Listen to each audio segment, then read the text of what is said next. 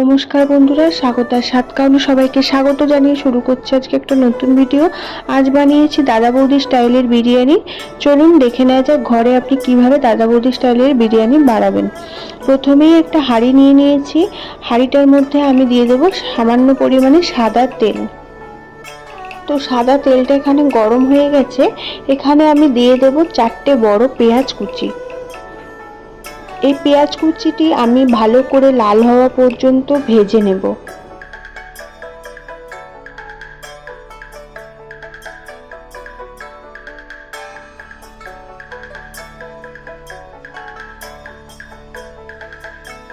এখানে আমার পেঁয়াজটি ভাজা হয়ে গেছে, দেখুন ভালো একটা কালার এসে গেছে। এর মধ্যে আমি দিয়ে দেব জল। জল দিয়ে দিয়েছি।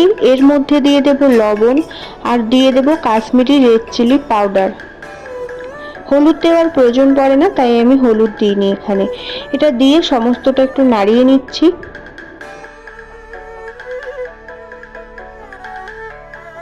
এটা একটু ফুটে ফুটে গেছে। এর মধ্যে আমি আলুগুলো দিয়ে দিচ্ছি সিদ্ধ হওয়ার জন্য। দিয়ে এখানে ঢাকনা দিয়ে দেব আলুগুলো সিদ্ধ হওয়ার জন্য। এখানে আমার আলুগুলো সিদ্ধ হয়ে গেছে কিনা দেখার জন্য আমি দেখলাম খুলে ঢাকনাটি। দেখুন আলুগুলো আমার মোটামুটি সিদ্ধ হয়ে গেছে।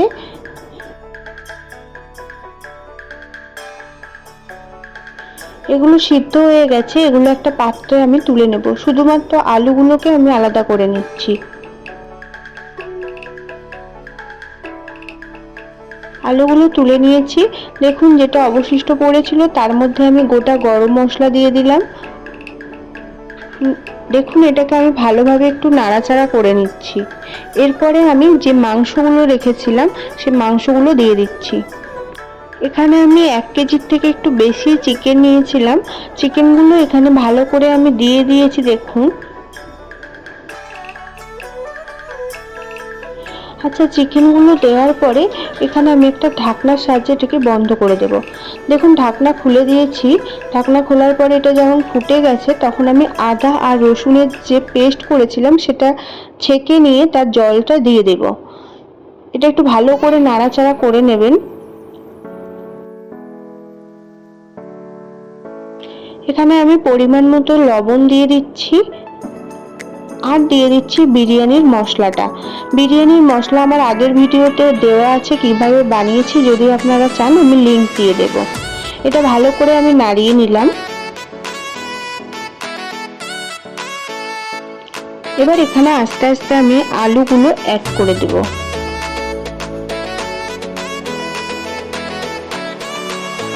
এখানে আমি একটা 8খানা লেবুর রস নিতে রস দিয়ে দেব।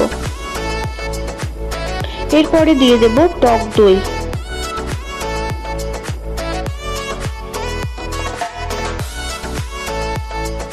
এটা একটু ভালো করে আমি নাড়াচাড়া করে নিচ্ছি।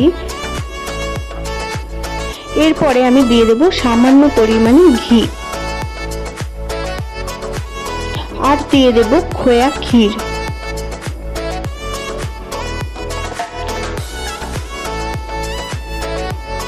একটু নাড়াচাড়া করে নিচ্ছি যাতে নিচে লেগে না যায় তার জন্য। এরপরে আমি দিয়ে দেব দুধে ভেজানো কেশর।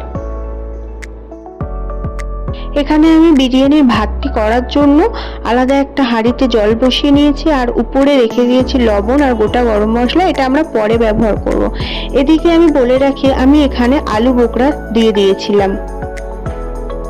দেখুন আমার জল এখানে ফুটে গেছে। আমি উপরে যে গরম মশলা আর নুন রেখেছিলাম সেটা আমি দিয়ে দিচ্ছি। আর এদিকে আমি মিশিয়ে নেব জল ঝরানো বিরিয়ানির চাল। দিয়ে দিয়েছি। এটা আমার আধা সিদ্ধ হয়ে গেছে, 70% মতো। আমি জল ঝরিয়ে নিয়েছি চালটা, আর চালটা আমি দিয়ে দিচ্ছি এই মিশ্রণটির সাথে। এবার আমি অ্যাড করে নিচ্ছি খোয়া ক্ষীর, দুধ, এলাচের গুঁড়ো, একটা মিশ্রণ। এরপরে আমি কেওড়া জল, গোলাপ জল আর মিঠা আতরের একটা মিশ্রণ উপর দিয়ে ছড়িয়ে দিলাম। এখানে আমার যা যা উপকরণ দেওয়ার ছিল আমি দিয়ে দিয়েছি। এটা আমি দমে বসাবো এবার 30 থেকে 40 মিনিটের মতো।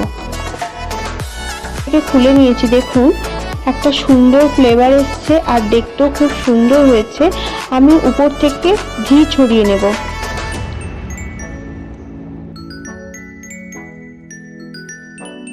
এখানে আমার বিরিয়ানিটি সম্পূর্ণ তৈরি হয়ে গেছে।